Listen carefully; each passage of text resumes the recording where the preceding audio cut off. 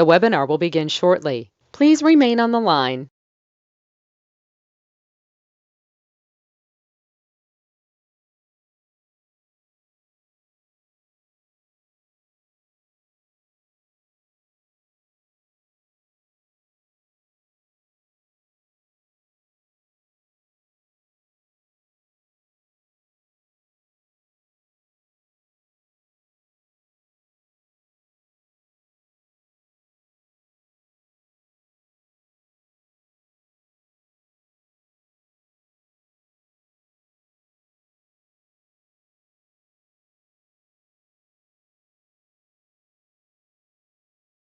The webinar will begin shortly. Please remain on the line.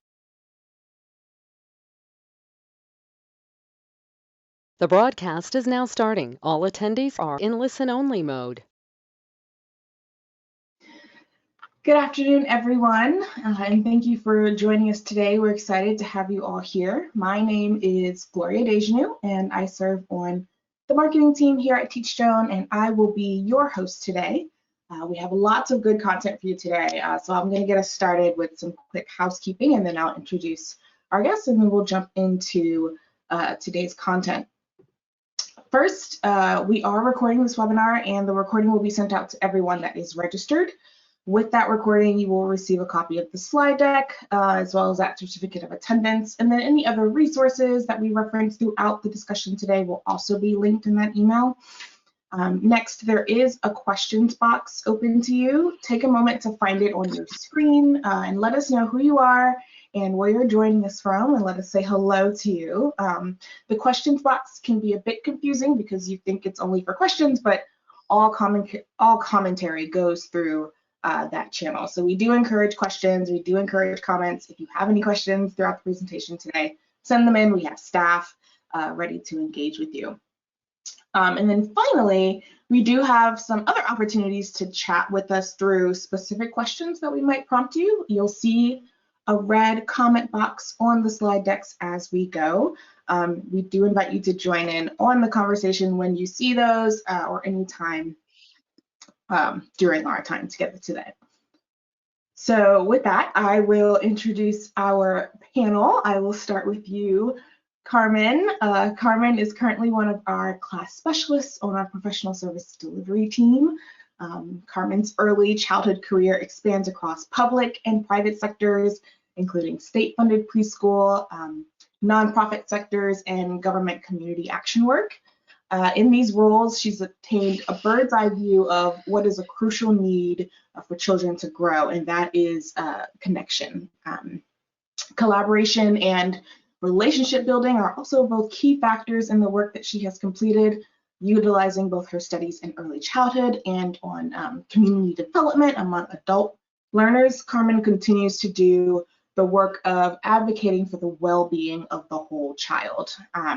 She has had intensive training in trauma-informed care, data analysis, and project management. She also has extensive experience connecting with Head Start teachers and advocating for their visibility personally and professionally. Carmen really believes that teachers are vessels of the impactful interactions that are necessary for children to grow and to be successful. So welcome, Carmen. Thank you for sharing your time with us today and your expertise as well. Thanks for having me. Next up is Eve Townsend.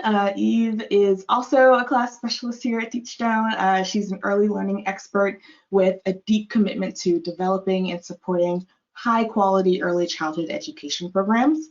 Eve has over 25 years of experience working with classroom teachers, program leaders, researchers, and policymakers to develop plans and frameworks and systems for professional learning.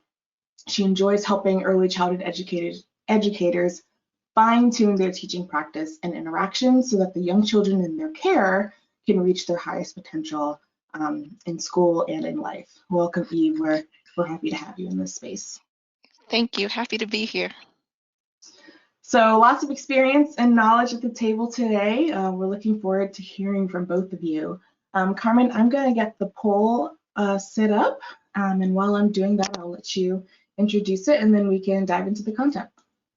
All right, great. Thank you for that great introduction, Gloria. As she had said, I have had so much experience with Head Start, and I am thrilled to be in this space and share in this celebration with all of you and all the hard work that you do. Again, a highlight of my career thus far has been the support in a variety of positions that helps make Head Start so successful. And so, what you'll see now is a poll to tell us where you are. What is your role in Head Start? They are all so very important and crucial to child development and the work that we do in communities. So I would love to know who we have today. I see some friends in the chat. So welcome. Glad you guys are all here today.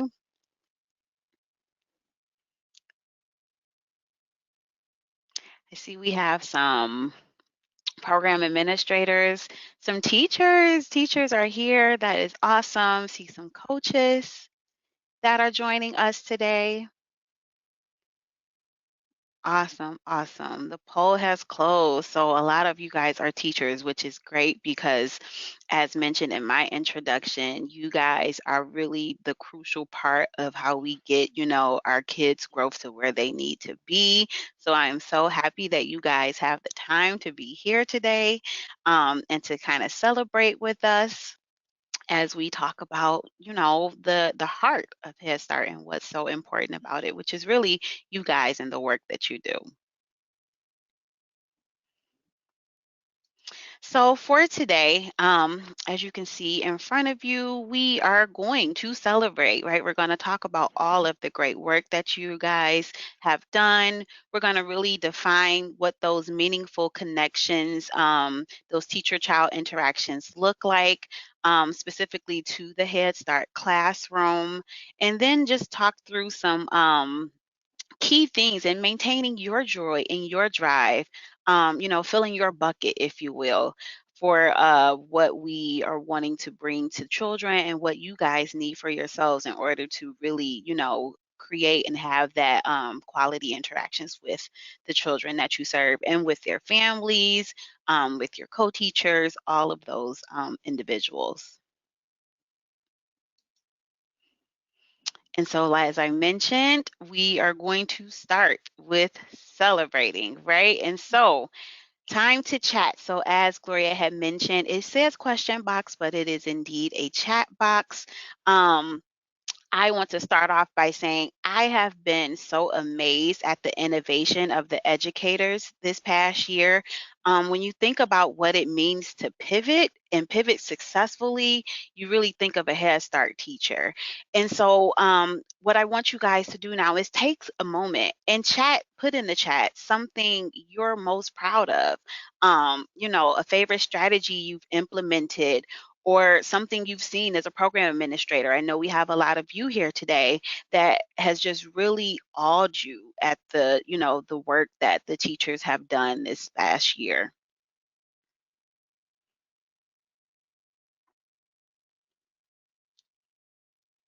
I see teamwork. Hi, Karen. And while you guys are in the chat, hopefully some more things come in that you're proud of. Maybe it's some lengthy sentences of what you're proud of. Head Start really has some interesting chat or stats, excuse me, to share with you.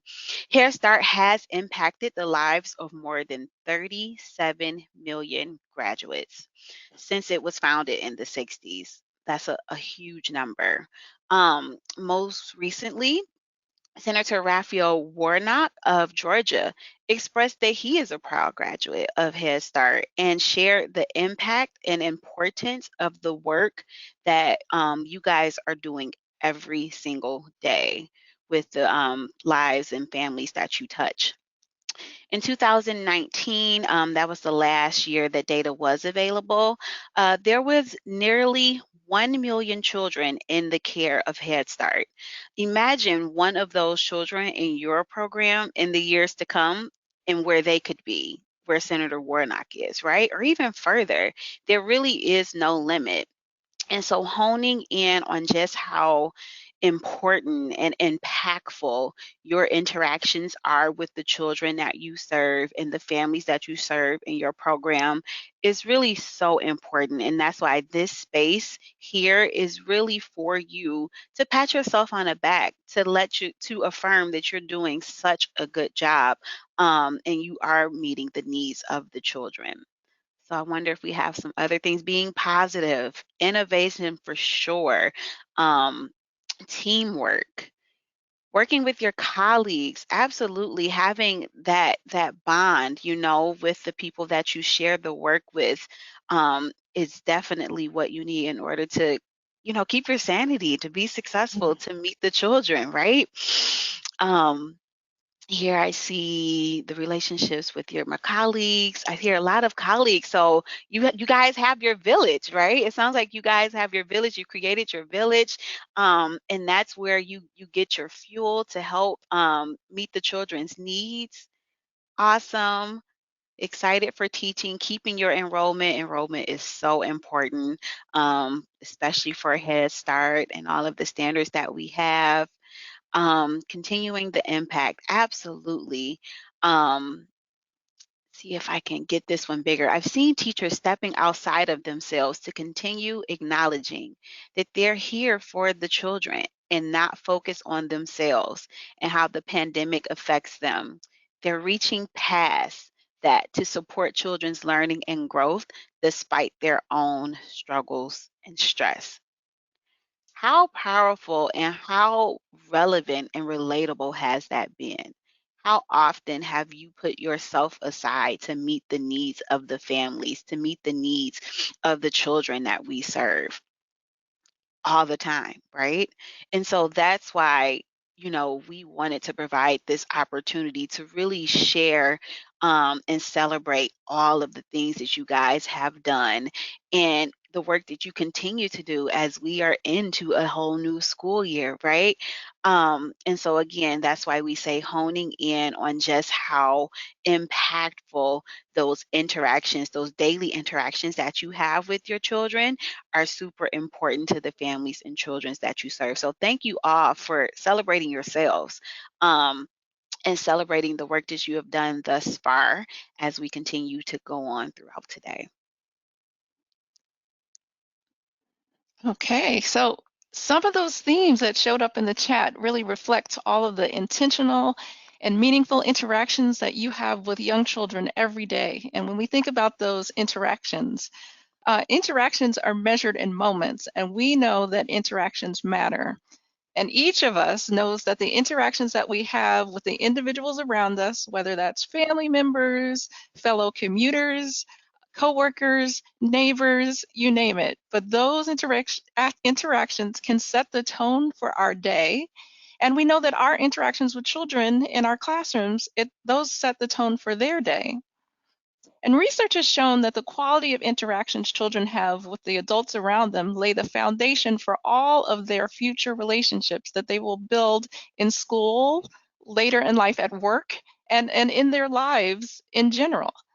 And so by doing all of the things that you do each day, whether it's greeting your children at the door each morning with a smile, being present with them, listening to their ideas, you're helping them to develop trust and a sense of safety and confidence that's needed to take risks.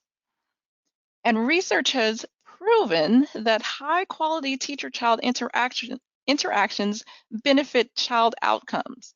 Young children who consistently receive high quality teacher child interactions perform better on achievement tests in first grade and then in third grade, and these benefits continue throughout school and life.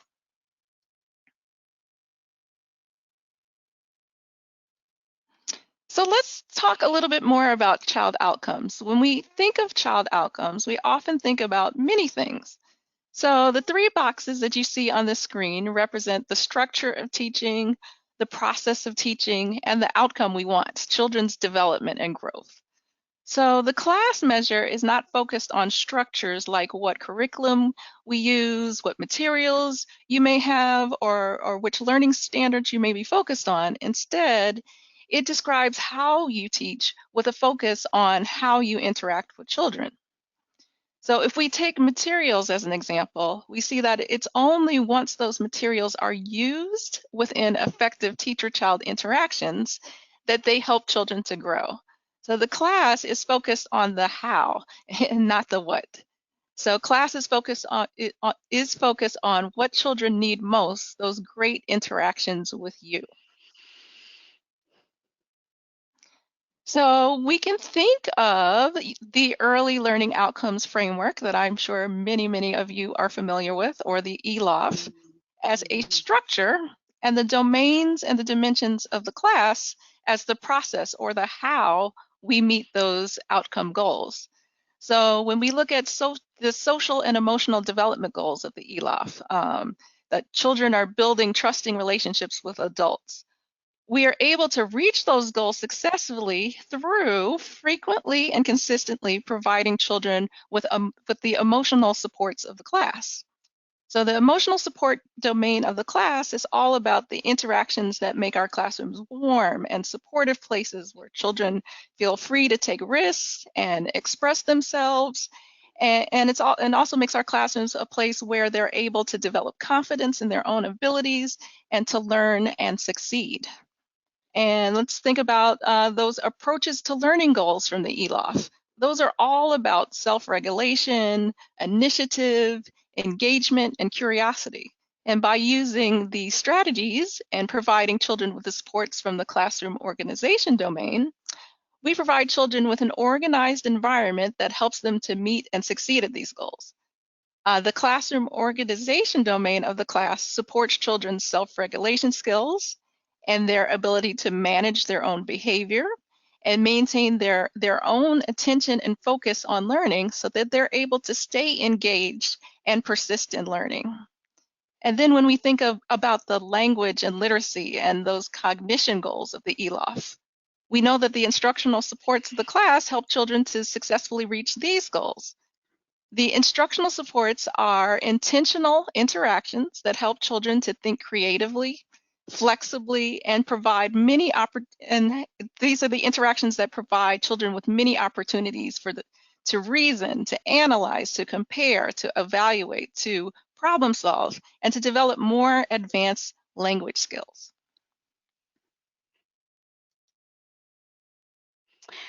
And so having, thought of all of those things that Eve just went over, right? Describing the early learning outcomes framework.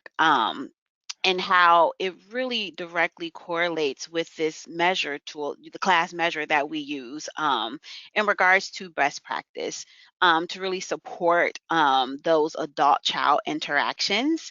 The class tool, again, is here to not be an extra added thing, but to help measure that, to affirm, again, like we were saying, what you guys are already doing, building those connections with the children in your care.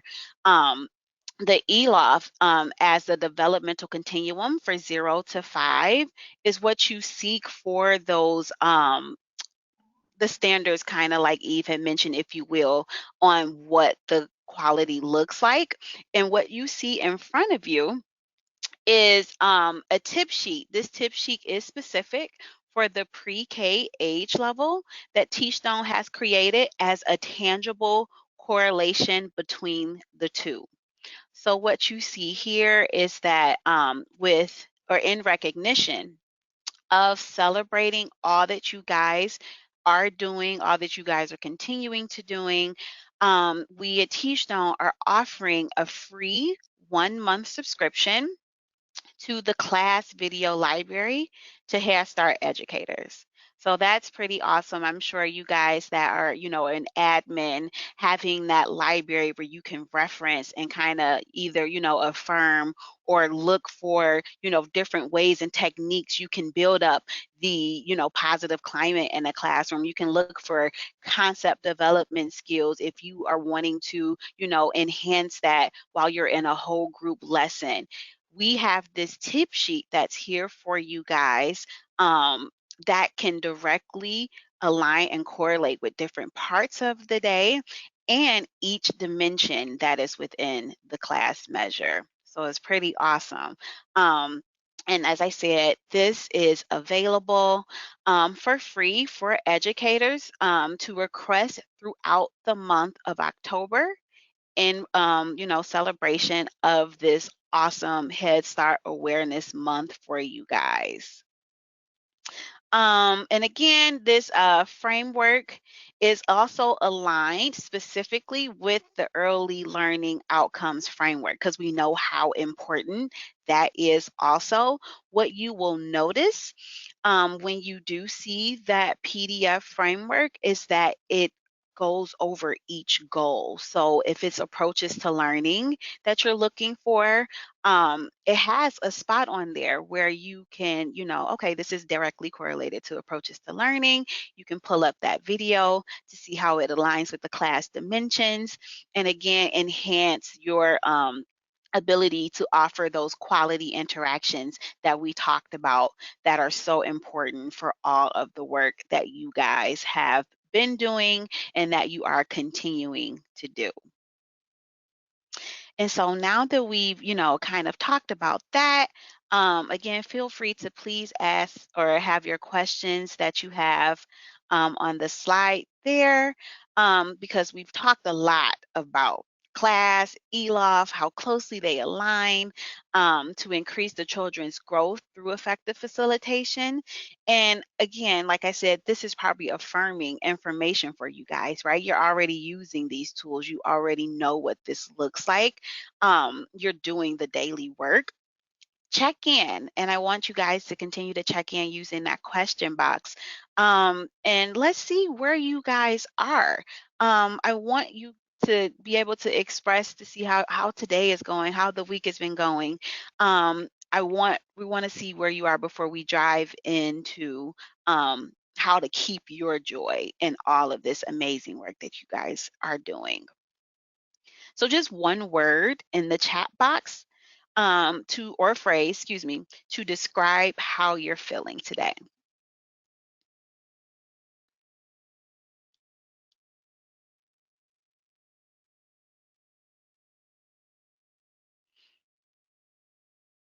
Hopeful.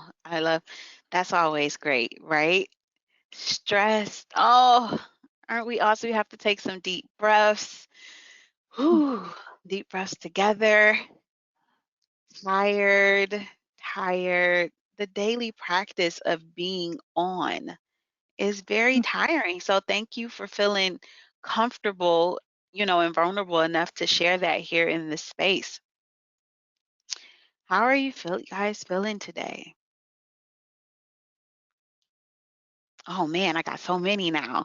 So I see here, hopeful. I like to see hopeful, happy, grateful, content, caught up. It is nothing like checking everything off of your box. So that is awesome. I want to be like you. Great, tired, awesome, thankful, blessed, feeling good, content, joyful. And so feeling happy, thankful, energized, awesome, wonderful, overwhelmed. And I think just sit in that for a moment. And I apologize. So I'm so used to saying chat box. It does say question box. So when you are, and we're asking you guys, when you see that red thing on the screen to act in the chat box, it's really a question box. And thinking about, feeling overwhelmed, feeling stressed because this is a lot of work that we're doing, right? You're here managing the emotions of little people as well as your own. And if you're a teacher in a classroom, you usually have a co-teacher or you have, an associate teacher and or teacher aide that you're also there to manage with. And so feeling exhausted, feeling overstressed, trying to balance everything, feeling rushed. Those are all normal. This is why we're having this time today to figure out how you guys can get from that to being happy, like some of you guys are now, feeling encouraged, because our work is so valuable, our work is so crucial, and we can't pour into anyone else if we don't have it within ourselves to give. And so hopefully, Eve, you'll share, some different tips and tricks that they can use for our friends that are feeling a little overwhelmed now, because that is a real place. That's a real place to feel. And I can relate to that. So thank you all for being courageous and vulnerable in sharing where you're feeling today. Yes, thank you so much for your honesty. And yes, the work of an early childhood educator, it's both extremely rewarding and it's also immensely challenging. You all know, Absolutely. you know very well that the hours are long, the pay is minimal, and that the struggle to constantly be at your best and avoid burnout is real. And so we'd like to close today with a few strategies to help you maintain joy and drive impact in your classrooms and programs. So, the first thing I want to mention is that the work of making the most of each moment and providing consistent, high quality interactions to the young children we work with is challenging and hard work, but it's also the best part of the job. So, remember to focus on your why and connect to the reasons why you chose to work with young children and those daily moments and interactions that put a smile on your face. Um, think about the young lives that you are investing in. So remember and focus on your why.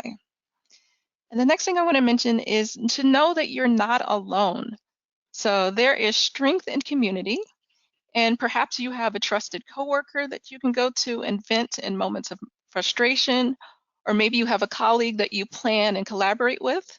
Or if not, you can join the class learning community and connect with other educators to share your questions. You can share your frustrations and your successes.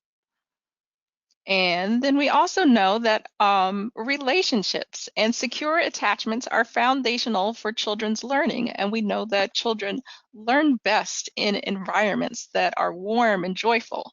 So remember to make room for joy and relationship building in your daily schedule. Make sure your daily routines include moments to smile and laugh and have fun with children. Maybe it's a song, maybe it's a dance or a game. So put in the question box, what are some of those things that you already do in your classrooms with children that spark joy in your day? Or what are some of the things that you would like to try? I know for me, Eve, some of the things that I do is just pause and take 15. So Hmm, I would literally take 15, minutes, and I will just doodle or walk. Now I know in the classroom that's very challenging, right? hmm, Like that's not something you can really do. You can leave the classroom. And so during work time or, choice time, whatever it's called, I would go and sit and play with the kids. okay. And at that moment, I wouldn't necessarily focus on whatever goals they're hitting or, based off whatever curriculum you're doing. I'm literally engaging and interacting with the blocks and talking about what we ate yesterday and what we're Hmm. eating today. So having those moments has also kind of helped me, build my bounce, if you will. I know that's a phrase we use a lot. And being resilient and really interacting with the kids so we can do the work, you know. Hmm. Exactly. I hear that. Just enjoying the children, being present Yeah. with them. Mhm. I see in the question box we have laughter, um, being silly, conscious discipline. I see silly songs using children's names, taking a moment to myself or to walk outdoors, Mhm. simply interacting with children and hearing what's on their mind. And sharing is caring. Morning greetings to help start the day positive. Music and movement. Yes, that's always fun. You can always have a good laugh with some music and movement. Listening to Mhm. music. See what else we have here. Playing with the children. Yes, going into the dramatic play area was always one of my favorite things to do. Just sitting back and listening to the children talk and to talking to each other, that can be very rewarding. I so agree. Um, Also, if someone else enjoys that music and movement and just enjoying talking to the babies. Exactly. Thank you so much for that. And then finally, as educators and caregivers, we too often put ourselves last and take care of everyone else's needs before our own. And this too often leads to serious fatigue and burnout. So I want I can't stress highly enough that self-care isn't a luxury. It is essential for everyone. So please take a moment to check in with yourself on a consistent basis and take stock of how you're feeling and how you're taking care of yourself. Are you going to the doctor regularly? Have you been to the dentist this year? Do you include a fruit or vegetable in your lunch to give you energy to fuel you through the day? Are you being mindful of saying no when something is not in your best interest? And are you Mhm. gentle with yourself and or reach out to a professional or to a trusted friend or family member when you need emotional support? So don't just put yourself on the list, but put yourself at the top of the list. So it is only when we are at our best that we can give our best. So I want to leave you all with that. Mhm.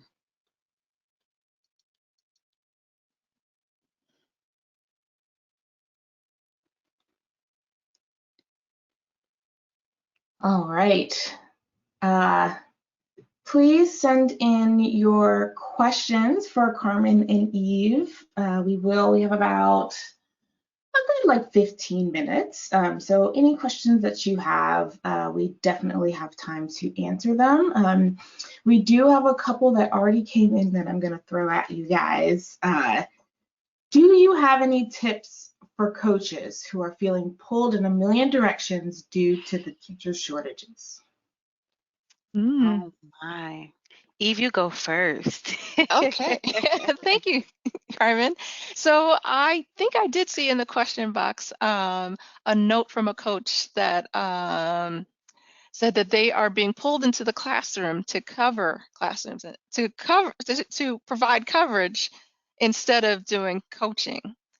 So I would think one, that's stressful. Yes, when you weren't planning on being in the classroom, when that wasn't on your agenda for the day to be in the classroom, but I would say in those moments, that's giving you that maybe when you were coming in to observe before, you had a bird's eye view, but you have a direct view when you're in the classroom.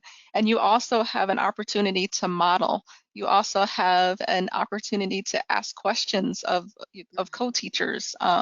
You have opportunities to, make some notes of maybe some things that are happening during the day that maybe you want to bring up again in a coaching moment of how maybe how they were handled amazingly, or perhaps there was an opportunity for growth there, or maybe there's just a question to continue to pursue and discuss. You can find fodder for just coaching sessions for PD topics. But yeah, I would use that as an opportunity to learn what is needed and to also learn where there have been areas for growth that you can celebrate and also see where there are opportunities um, to work on some areas of growth. Yeah, I think kind of piggybacking off of what you mentioned, Eve, um, look at it as an opportunity to kind of step in their shoes. So, often in coaching sessions, you are, you're building that relationship, you're building that foundation of trust, because if we don't have that foundation of trust, you can't really get farther, you can't really get, the buy-in for the growth and the actual hard work it'll take. So you actually being in that room, in that space, to kind of have the hands-on experience of what it even looks and feels like to be in a classroom could be very impactful for that coaching relationship. And then I would suggest go and talk to your other coaching friends about the frustrations of, Mm. having something taken off of your, added to your plate, if you will, because that is a juggling act, you know. I have this role that I'm supposed to coach, and then having to, you know, switch gears to actually go into the classrooms can be challenging. So I definitely hear that. I felt that, so I know what you mean by that. Now, there's a follow-up that came in through the chat. How do we make sure that children don't get the short end of the stick through all of this chaos? I think for me, right, the children are always supposed to be our why.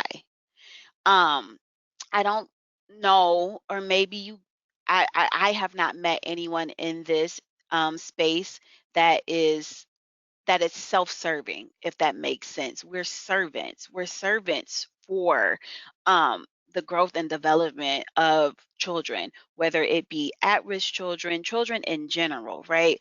And so when you're thinking about that, and if that's at the forefront of your work truly, then children won't feel the grunt of it, in my opinion. And so I think maybe reminding yourself that you are here for the kids because you have that one that you love, that you know you go that smiles on your face when you see in the classroom. Keeping that perspective can help it not trickle down to the children.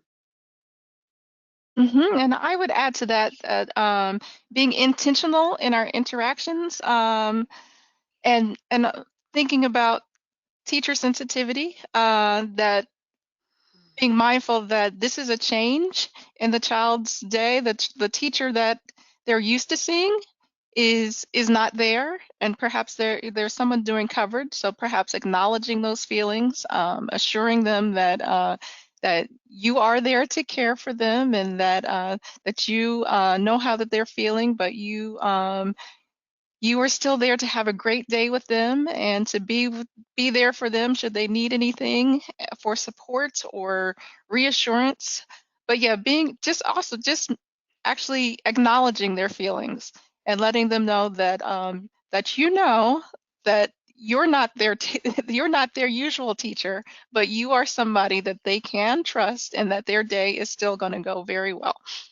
hmm I like how you tied it into that, you know, being awareness and responding, right? Which is what we look for when you're thinking about the class measure and being sensitive and aware of that. And it's a parallel process because those are things you can use with your co-teachers, with the teachers that's in the classroom that's probably frustrated too, because you know their aide or their associate isn't there to offer that consistent support that the children are used to. So that was a good point, Eve. We had Naomi here in the chat is echoing some of what both of you had said. She says, as a coach and being in the classroom to help as a sub, I see numerous opportunities to hands-on demonstrate and model firsthand for staff working in a more intimate situation as a bonus to address needs, concerns, and celebrate small and big victories. And it helps to check the why and take that leap of faith to serve families and children. So that is another really good way to frame the question. We do have a lot of coaches who have questions today. So I have another coach question. I don't have time to make up scheduled visits with my teacher. So I need to rely on them videotaping themselves. But how do I build on that? Hmm. How do you build on the videos? Well, you can use the videos to set goals. Actually, you can turn it back to the teacher. That's the best way to use videos. I have found in my own practice where you can then ask the teacher, well, what here in this video, what was successful, and what do you see as an area for growth? And then that can lead where you're going to find where you're going to be able to use those videos to determine the direction of your coaching. especially if it's an initial video, right? Because and I like and love what you said, Eve, about, kind of not pushing it back, but turning it back on the teacher to offer that opportunity of reflection, right? So you guys are both looking at the same things, and you ask those reflecting questions on, what did you notice? And from what you notice, what do you want to work on? It truly builds the foundation, again, like I say, of trust, because that's the main pillar in a coaching relationship. And videos, they aren't bad. It's a new way of technology now. We're getting really savvy with our videos. And so just being cognizant of what specifically the you're focused on is what could help even in that video. So if it's just, an isolated, you're looking at small group and looking at how to, expand language during small group, just making sure you have a centered focus when you're doing that coaching relationship via video. We have Kimberly here in the chat who says videos can show the strengths to enhance your teaching and add more insight to things not seen and elaborate from them. Thank you for that reflection, Kimberly. Mhm. I want to agree with Kimberly really quick, because I think we're afraid, sometimes teachers are intimidated by having that video there. Me being a teacher once, in a grade level that was not for me. I recognized that early on. I was video recorded and I seen things I did not like, but it prompted me to do things differently. And so just encouraging that kind of spin too with it. But I agree with you, Kimberly, having that view, because you have it right there. It's not what you thought seen. It's literally what, is on the video. So I think it's helpful. Another coach question. Teachers, send in your questions. Please, yes, teachers. But the coaches out there are sending in really good questions. Here's another one. We're seeing a lot of teacher burnout and disconnect now that we're able to see them face to face. And we're trying to connect them to their why again. As a coach and coordinator, how do we remind them of their why in a meaningful way? It could be through just moments of reflection. You might prompt a moment of reflection by maybe sharing a quote or a video clip that might be moving to you. Maybe it's about, it could be a simple question about asking them to connect with a moment with a child that was particularly warming or that put a smile on their face. Yeah,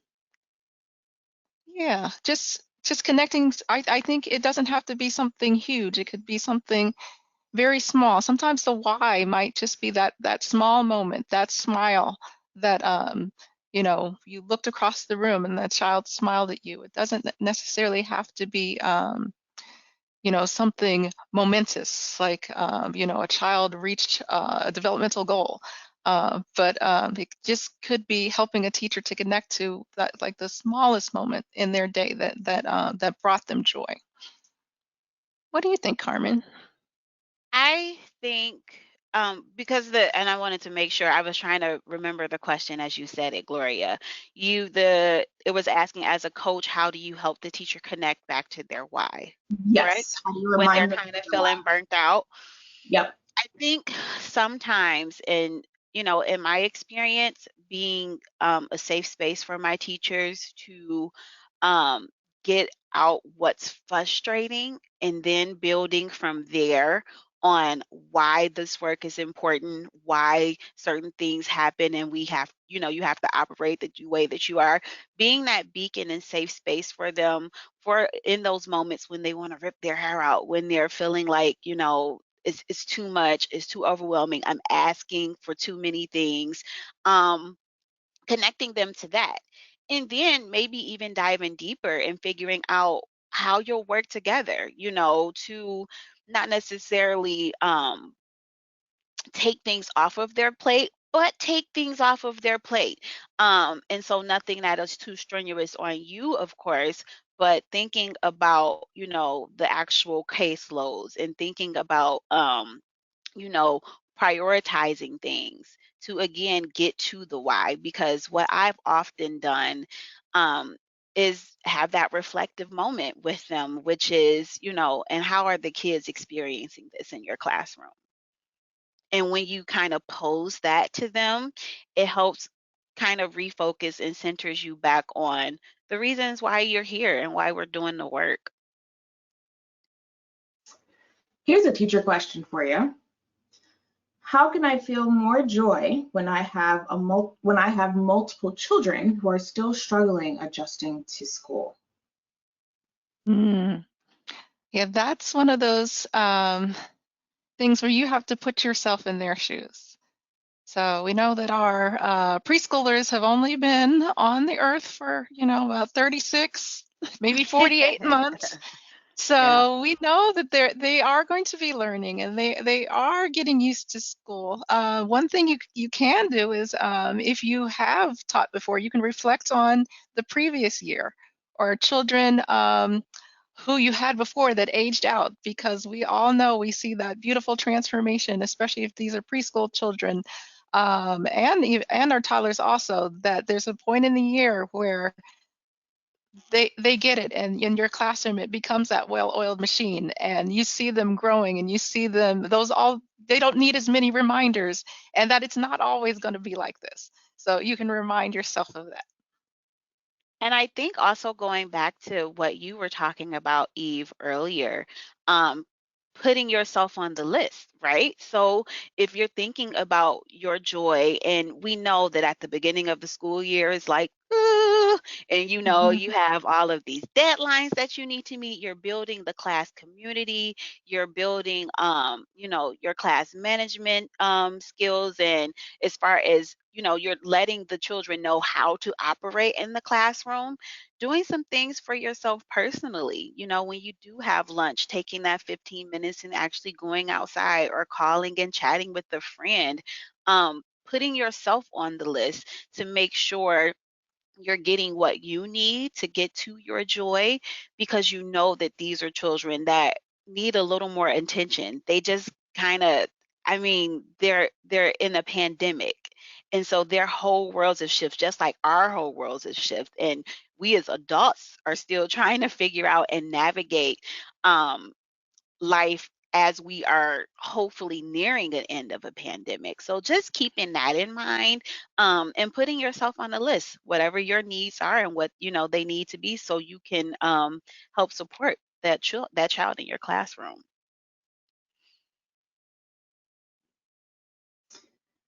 We have one question that came in that made me chuckle a little bit. Anne is telling us that we need to back up a little bit. She says, you guys talk a lot about the why, but what does that mean? Mm. It's different for everyone, but it's the why you do what you do, why you get up early, why you are on Pinterest looking for that thing that's going to engage your children, why you want to try something again and again and again until you get it right. That the why is what keeps you going and keeps you there and keeps you in that classroom and keeps you in the profession and keeps you coming back to your kids every single day, despite the low pay, despite the, let's say it, the lack of respect that we may get from others who think that we babysit all day, Mhm. but yeah, that is the why. And I think, kind of going back to something I said earlier too, this isn't a self-serving industry, right? So you didn't get into it for the pay. You didn't get into it, for accolades, or I haven't met someone who has done that. So when we say the why, like Eve said, it's very subjective, really. It's really what is your purpose in coming to work every day? What are you trying to get out of the work that you're doing? Because it's very meaningful work that we are all doing every day, connecting with teachers, connecting with families, connecting, with coaches, connecting with the children in the classroom. It's all meaningful work. And so honing in on why you're doing it is what's going to help continue to kind of push your drive when you have the moments of, a deadline is being met and then I have another child in here, because we're not taking that away. We know that that's real. Like Eve said, we know that that's real. Mhm. We know that there's this stigma on early childhood, and we really continue to fight for the legitimacy of the need for practice in play and how effective that is. And so, again, it's subjective to you, but honing in on that is what drives you to continue to come back every day. That was a good question. That was a really good question. Yes, very Yeah, simple, but very poignant. very planned. All right, one more discussion question, and then we're going to dive into the video library tip sheet. We have a cluster of questions coming about that, so I want to handle all those at once. But the last discussion question will be, how can I encourage my leadership to let teachers have more time for self-care? I barely have time to go to the bathroom during the day. I think that is such a great question. And, if it were up to me, it would be a standard. But I believe it is a standard for you guys. I believe there is a standard where um, you're prioritizing mental health and your self-care and wellness. Wellness, I believe, is what it's called. I know one of my friends in the chat could help me out. But the wellness and looking at the standards that Head Start has for how it operates, and referring it back to that, and then referring it back to the children, right? Because if you're thinking about management, sometimes everyone's lens is different based off of the work that we do. Not that it's bad, it's just different lenses. And so when you have that on the forefront, and most of the time, if it's based in it will benefit the children we serve. It is for it's because it's a need for the children we serve. I think that's how you can start that conversation on what it could look like, based off of your organizations and the needs that your organization has. hmm And I would also add that just practically, you can use data that self-care is very much related to, and your level of stress is very much related to your health. So if you're not taking care of yourself and getting that time, then you're going to get sick and you're not going to be able to get to work. And that is going to affect the leaders who then have to cover the classrooms. So just you can bring that type of data to your leaders, and also there is strength in numbers. So also having your coworkers come together and bind together and really to make a case that you need this, and that your health, your mental health, your physical health, it benefits the program. Because if you are not well, you can't work. And if you can't be at work, that's going to cause a problem for the program. So practically, there's that too. Okay, let's dive into this tip sheet. One question is, one, can you go back and show us the video library tip sheet? And then two, can you clarify the dates to access the video library? I can answer that one. I know we did say that it's you have access to it for a month. I know why that might be confusing. You have until the end of this month to sign up for that Head Start special subscription. And then you have access to it for a month from whatever date you activate it. So I hope that clarifies that. But Carmen, give us a run through of the video library tip sheet, and then we do have a question about how that guide works with early Head Start. Yes, so this guide is, as I mentioned, it is specific to pre-K. So not that it is, something that couldn't be user-friendly for, toddlers who are transitioning into pre-K. So basically, this tip sheet is used to align with the goals of the Early Learnings Outcomes Framework and the exemplar videos in relation to the dimensions of class. And it also provides specific parts of the routine um, of the day so that you guys can look and see if you need something for small group. There's a video on there, I believe it's broccoli makes you strong, and so that's directly correlated to the goals for the social emotional early learnings outcome framework. And then it also shows it's an exemplar video, so it's what we want to see or what a class observer would want to see when they're in your classroom. So it is a reference, if you will, for what it could look like, not what it should look like, but what it could look like in your classroom. And so listed on that sheet are some videos that we pulled that we thought were very, relatable, that we thought would showcase that the best. And as Gloria mentioned, when you do sign up, you will have access to the library where you will be able to see what those exemplar videos look like, because I know class is very, very important to, different, the focus areas that might be happening for your organizations. And so it's just another great resource so you can know what that should look like when an observer is in your room.